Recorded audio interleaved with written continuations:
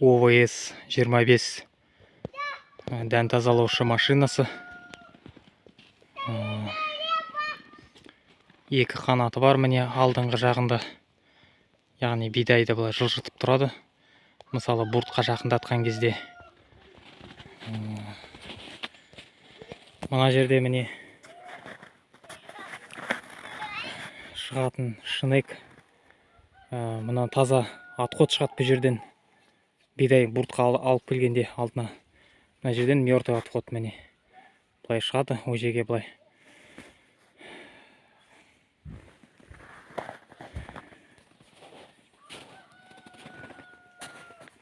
Ішкі жағында міне мынандай сеткалар болады.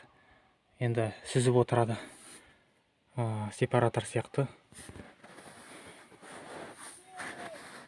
Өте ыңғайлы, қолайлы, жылжымалы. Мына жерде мына ходовой жағы алға артқа жылжытып тұрады.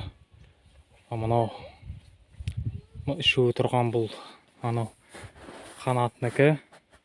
Сосын мынау корпусынікі. Сосын мынау хоботынікі.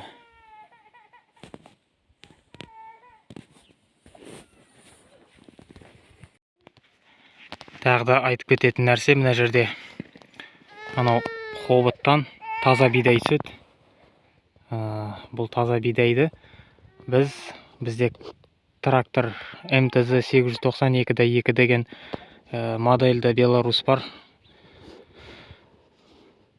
Соны ковшигімен мұнда хоботқа жақындатып, тура тазасын солай түсіреміз. Яғни бұртқа жақындатқан кезде. Сосын оны складқа алып кіргізе берсе де болады.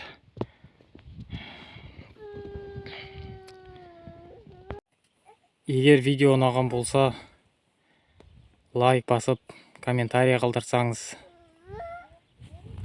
каналға тіркеліңіз. Алдағы уақытта, Алла нәсіп етсе, жұмыс істеуін көрсетемін.